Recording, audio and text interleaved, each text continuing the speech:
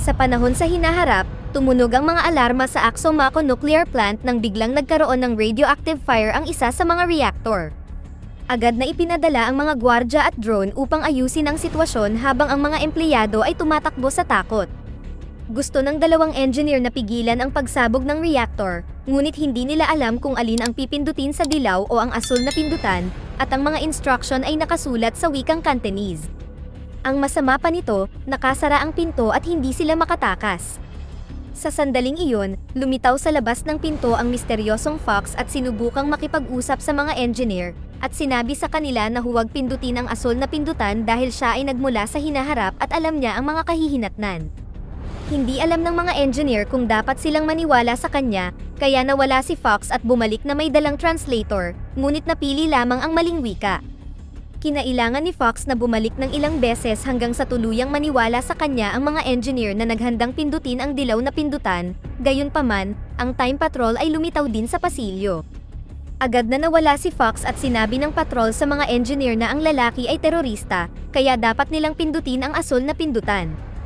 Matapos mawala ang patrol, pinindot ng mga engineer ang asul na pindutan at tila tumahimik ang mga bagay, ngunit hindi nagtagal ay sumabog ang buong nuclear plant. Sa kasalukuyang panahon, inanunsyo ni Deputy Gilbert sa press conference na pipirma siya ng kasunduan sa Chinese corporation na tinatawag na Axomaco para magtayo ng atomic plant. Biglang nagsalita ang eco-activist na si Alice. Iginiit na ang kumpanya ay gumagamit ng mga lumang teknolohiya na maaaring magdulot ng malaking problema sa hinaharap. Hindi pinansin ni Gilbert ang kanyang mga alalahanin at tinawag ang mga gwardya, na agad na inaresto si Alice at ang mga kaibigan niyang aktivista. Pagkatapos ng conference, si Alice ay pininyansahan ng kanyang ama na si Gilbert pala. Nang maglaon ay tinawagan siya ng mga kaibigan niya upang komprontahin siya tungkol kay Gilbert dahil hindi niya sinabi sa kanila na siya ang kanyang ama. Kailangan niyang patunayan na siya ay tunay na rebelde at hindi espiya, kaya inutusan nila si Alice na lihim na tingnan ang computer ni Gilbert at humanap ng ebidensya tungkol sa mga ipinagbabawal na koneksyon sa Axomaco. Sa gabi, pinanood ni Gilbert ang mga lumang video ng kanyang asawa, namatay pala ito habang ipinapanganak si Alice. Nang makatulog ang ama, sinubukan ni Alice na i-access ang computer nito, ngunit nakita niya si Fox na sinusubukang nakawin ito. Sinubukan ni Fox na ipaliwanag ang kanyang sarili, ngunit binato siya ni Alice na nagpapanik, at nagising si Gilbert sa ingay. Bumaba siya at agad na nagbanta na tatawag siya ng pulis. Sa sandaling iyon, lumitaw ang time patrol sa bakuran na may dalang baril at sinubukang barilin si Fox, na itinulak pababa ni Alice at sa halip ay natamaan ng bala ang binti ni Gilbert. Pagkatapos ay mabilis na pumasok ang patrol sa loob, kaya hinawakan ni Fox sina Alice at Gilbert bago ini-activate ang kanyang bracelet, at naglaho sila sa bahay. Lumitaw silang muli sa misteryosong koridor at sinipa ni Alice ang lalaki upang makatakas, tumakbo hanggang sa marating niya ang gilid nito at natuklasan ang lungsod na nawasak. Dahil sa gulat ay nawalan siya ng malay at isang kamay ang humila sa kanya pabalik bago siya bumagsak. Maya-maya ay nagising si Alice sa maruming silid at sa maliit na butas sa dingding ay nakita niya si Gilbert sa katabi niyang silid. Sa sandaling iyon, pumasok ang isang lalaki na nagngangalang Raph at ibinahagi ang maliit na pagkain na mayroon siya habang ipinapaliwanag na dinala siya rito mula sa ibang timeline. Pagkatapos, dinala ni Raph sina Alice at Gibbler sa lab, kung saan naghihintay si Fox. Ayaw marinig ni Gilbert ang sasabihin nito at nagmamadaling pumunta sa pinto upang tumakas, para lamang makitang nakaharang sa daan ang grupo ng mga nakakatakot na zombie. Sa takot, isinara niya ang pinto habang sinamahan sila ng siyentipiko na si Henry. Ipinaliwanag niya na ang mga iyon ay mga karaniwang zombie at may mas mapanganib na zombie na may kakayahang tumakbo. Lumalabas na sina Alice at Gilbert ay dinala sa post-apocalyptic future, kung saan lumitaw ang mga zombie pagkatapos sumabog ang Axomaco Nuclear Plant. Ipinakita din sa kanila ni Henry ang video upang patunayan ito, ngunit iniisip ni Gilbert na lahat ng ito ay panlilin lang upang kanselahin niya ang project. Pagkatapos ay muli nilang binuksan ang pinto at mabilis na binaril ang lahat ng mga zombie bago sinabi na sila ay lalabas. Sina Alice at Gilbert ay isinakay sa armored car at dinala sa paligid ng lungsod, kung saan makikita ang nawasak na Paris na walang tao sa paligid, tanging mga zombie. Matapos panoorin ng ilang sandali ang pagkawasak, itinigil ng mga lalaki ang sasakyan at ipinakita sa kanila ang napakalaking radioactive na ulap. Ipinaliwanag nila na ang bagay na ito ay umiikot sa mundo kada 70 taon at pinapatay ang anumang matamaan nito. Lumalaki din ito taon-taon, kaya sa susunod ay walang makakaligtas sa pag-ikot nito.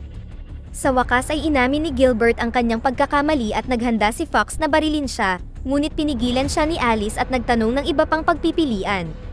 Ang iba pang paraan upang baguhin ang mga bagay ay ang nakawin ang laptop at magdulot ng iskandalo sa politika, ngunit mapapansin ito ng Time Patrol, natutol sa mga pagbabago sa kasaysayan dahil natatakot sila sa mga kahihinatnan at agad napipigilan sila.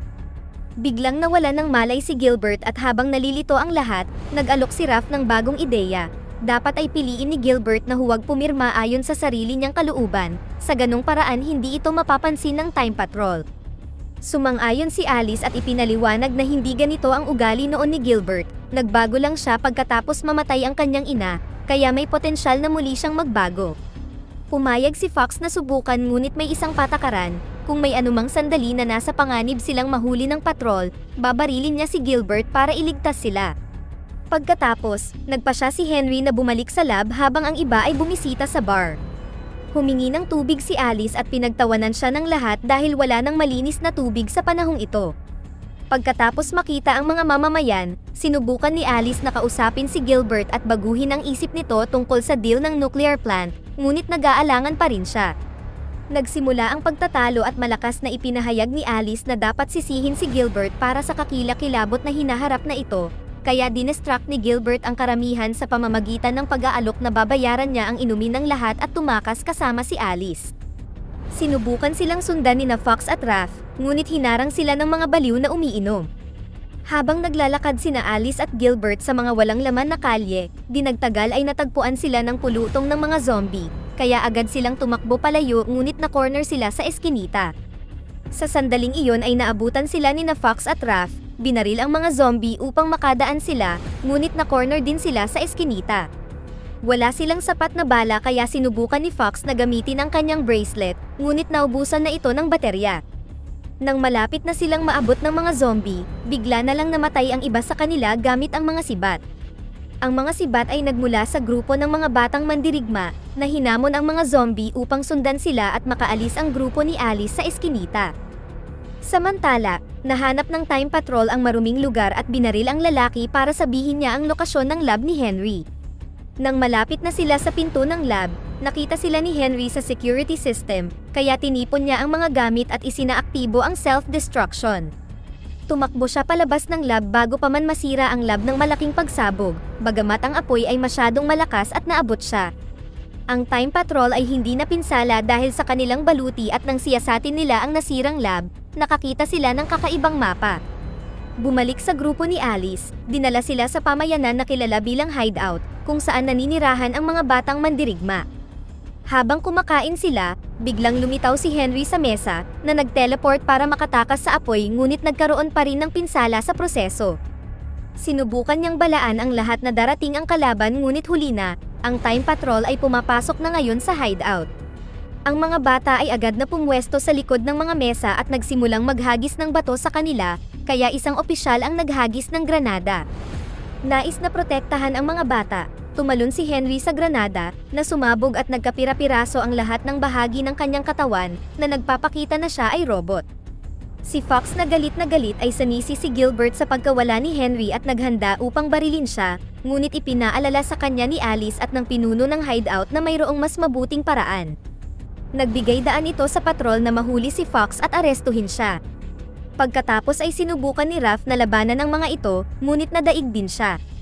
Nagpa siya ang mga mamamayan na sumuko at lumabas ng nakataas ang kanilang mga kamay, na ikinagulat ni Opisyal Luis dahil ang mga bata ay hindi dapat masangkot sa mga digmaan. Ipinangako niya na hindi niya sasaktan ang sinuman dahil hinuhuli lamang nila ang mga nakikialam sa nakatakdang mangyari, at pagkatapos ay dinala ng kanyang patrol sina Raph, Fox, Alice, at Gilbert. Sa punong tanggapan ng Time Patrol, pinasalamatan ni Chief Constance si Alice sa pagtulong sa kanila na mahuli ang mga rebelde. Iginiit ni Alice na tama ang ginagawa ni Fox, kaya para mabago ang isip, umalis si Constance sa silid at ipinadala ang nakatatandang Alice upang makipag-usap sa kanya. Sinabi ng nakatatandang Alice na ang pagbabago sa kasaysayan ay hindi magandang ideya at tiniyak na siya ay namumuhay ng maganda, na naging posible lamang dahil sa mga deal sa negosyo ni Gilbert. Ibinunyag din niya na hindi magtatagal ay magkakasakit si Gilbert dahil sa labis na pag-inom mula nang mamatay ang kanyang asawa, kaya pinayuhan niya ang nakababatang sarili na gumugol ng mas maraming oras kasama niya hanggat maaari. Pagkatapos, pinabalik sina Alice at Gilbert sa kasalukuyan. Samantala, dinala sina Fox at Raph upang makita si Constance, na nag-akusa sa kanila ng pagsira sa maraming buhay. Ipinaliwanag ni Fox na nagligtas siya ng maraming tao, ngunit hindi ito maalala ng patrol dahil nagre-reset ang oras sa tuwing gumagawa siya ng pagbabago. Ang tanging nakakaalala ng mga alternatibong realidad ay ang mga taong gumawa ng pagbabago. Ang lahat ng mga opisyal ay nalilito at si Constance na galit ay nag-utos na ilagay sila sa hole, isang bilangguan na walang oras. Sa kasalukuyan, si Gilbert ay sumakay sa kotse upang dumalo sa pulong na sa wakas ay lalagdaan ang deal, at ang driver ay nagsimulang magtanong tungkol kay Alice, na pinuri kung gaano siya katalino. Nakonsensya, hiniling sa kanya ni Gilbert na iuwi siya sa bahay. Sa sandaling makasama niyang muli si Alice, sinabi ni Gilbert na gusto lang niyang makasama siya buong araw. Sa hinaharap, ang patrol ay nakatanggap ng senyales tungkol sa mga kritikal na pagbabago sa oras, kaya ipinaliwanag ni Fox na may nagbago sa saloobin ni Gilbert, ibig sabihin ay hindi maaaring makialam ang patrol. Nagpasya si Constance na labagin ang patakaran at sinabihan ng mga opisyal na pilitin si Gilbert na lagdaan ang kontrata, na nagsabi sa kanila na patayin si Alice kung kinakailangan. Tutol si Luis sa ganoong brutal na plano, ngunit ipinadala lamang ni Constance sina Mateo at Victor bago inutusan si Luis na dalhin ang mga bilanggo sa hole habang binabantayan ng kanyang assistant. Sa labas ng lungsod, papalapit na ang radioactive cloud at pumatay ng ilang zombie at kalaunan ay ang may-ari ng pub. Sa hideout, ipinahayag na buhay pa si Henry at pinagsasama-sama niya ang kanyang mga piraso umaasang makakatulong. Gayunpaman ang bracelet ay hindi gumagana at walang sapat na oras upang gumawa ng bagong time machine, kaya lahat ay umupo upang maghintay para sa katapusan. Sa kasalukuyan, sina Victor at Mateo ay pumasok sa bahay ni Gilbert at nagbanta na papatayin si Alice, dahilan upang pumayag si Gilbert na pirmahan ang papeles. Si Victor ay nagpaiwan kasama si Alice upang panatilihin siyang bihag habang si Mateo ay kasama ni Gilbert sa kotse. Bumalik kay Luis, ang kanyang grupo ay nakarating sa hole, at nilinlang niya ang assistant ni Constance upang makalapit ng husto at itinulak niya ito. Pagkatapos ay pinakawalan niya sina Raph at Fox, umaasang magtagumpay sila sa paggawa ng mas magandang kinabukasan. Matapos bigyan ang mga lalaki ng mga bagong karga na bracelet, pumunta si Luis kay Constance para sabihin sa kanya na natapos na niya ang kanyang misyon, ngunit naghinala si Constance at nagtanong tungkol sa kanyang assistant. Bigla silang nagambala ng isang babala tungkol sa pagtakas ng mga bilanggo kaya sinubukan ni Luis na barilin siya, ngunit mabilis na nagtago si Constance sa ilalim ng mesa at pinahina ang mga ilaw bago inatake si Luis. Naganap ang labanan sa pagitan nila at parehong nagpakita ng kamanghamanghang mga kasanayan, ngunit pagkatapos ng maraming paghihirap at pumalyang pagbaril, kinuha ni Constance ang baril ni Luis at pinatalsik siya sa isang putok. Samantala, lumitaw si Fox sa ibabaw ng kotse ni Gilbert, na ikinagulat ng driver, at inihinto ang kotse at nahulog. Nang lumabas si Mateo upang tingnan siya, mabilis siyang hinawakan ni Fox sa binti at ini-teleport siya sa gitna ng labanan noong World War I. Habang napapalibutan sila ng mga bala at maliliit na pagsabog, sinimulan ni Mateo na habulin si Fox, na sinubukang tumakas. Ngunit ang bracelet niya ay nasira ng tumatakbong sundalo. Ang mga lalaki ay nauwi sa mano-manong labanan, kung saan ginamit ni Mateo ang kanyang karanasan kaya sinuntok ni Fox ang kanyang pagkalalaki. Pareho silang tumangging sumuko ngunit wala silang pagpipilian ng biglang bombahin ng airstrike ang lugar. Kasabay nito, lumitaw si Raph sa harap nina Alice at Victor na agad namang hinampas si Raph para itumba. Nang subukan ni Victor na barilin siya, nagsimulang mag-teleport si Raph sa buong silid upang iwasan ang mga bala at kalaunan ay nahulog sa pool. Pag-ahon niya, nag-teleport siya sa likod ni Victor at hinawakan siya kaya nagsimula silang maglaban habang magkasama silang nagte-teleport sa buong silid. Kinuha ni Alice ang isang bote at nag-concentrate upang sumalakay sa tamang sandali na nag-knockout kay Victor. Pagkatapos ay tinawagan ni Alice ang kanyang ama, ngunit biglang lumitaw si Constance at inagaw ang kanyang telepono, at ipinaalam kay Alice na inaresto ni Mateo si Fox at hawak niya ito ngayon. Pagkatapos ay dinala ni Constance si Gilbert sa pulong, na pinipilit siyang pumirma. Kumuha si Gilbert ng panulat at naghanda para gawin ito, ngunit biglang nagbago ang realidad sa paligid niya. Lumalabas na naglakbay sina Raph at Alice pabalik sa sandali ng kanyang kapanganakan at ginamit niya ang baril ni Victor upang takutin ang doktor, na nagkataong si Henry. Pinilit niya itong iligtas ang ina sa halip na ang sanggol, at sa kasalukuyan ay napagtanto ni Fox na binubura ni Alice ang sarili sa timeline. Ang realidad ay patuloy na nagbabago sa kanilang paligid at binago ang daloy ng oras, na nakita ni Luis mula sa punong tanggapan. Sa panahon ng panganganak, nagising ang ina at nakita niya si Alice kaya tinanong niya ito kung sino siya, ngunit sinabi ni Alice na siya ay hindi importante bago nawala. Nang mapagtanto ni Gilbert ang nangyayari, isinigaw niya ang pangalan ng kanyang anak, ngunit bigla na lang siyang napunta sa loob ng kusina. Ang asawa niya ay buhay pa at mayroon silang 2 bagong anak na babae na tila may napakagandang buhay. Sa sandaling natigilan siya sa kanyang pagkabigla, naalala niyang may pipirmahan siya, ngunit sinabi sa kanya ng kanyang asawa na nagawa na niya ito. Isang pahayagan ang nagpapakita na si Gilbert ay naglunsad ng eco-friendly na renewable energy project. Sa hinaharap, nagising si Fox at nalaman niyang hindi pa umiiral ang radioactive cloud, kaya ligtas ang mga bata. Si Luis ay bahagi na ngayon ng kanilang kupunan, at natatandaan niya ang lahat dahil ang pagbabago ay nangyari salamat sa kanyang tulong, ngunit walang sinuman sa patrol ang nakakaalam. Ang lahat ay pumunta sa bar upang magdiwang at ipinahayag na kasama nila si Alice dahil gumawa siya ng time paradox. Nagawa niyang pigilan ang kanyang kapanganakan ngunit hindi siya nawala dahil makakansela nito ang kanyang unang aksyon, kaya ngayon ay umiiral siya sa panahon na hindi dapat. Dito na nagtatapos ang ating kwento. Sana ay nagustuhan nyo, mag-subscribe na kung hindi ka pa nakasubscribe, pindutin na rin ang notification bell at like button upang matulungan ang channel, and leave a comment down below, and as always, thank you for watching.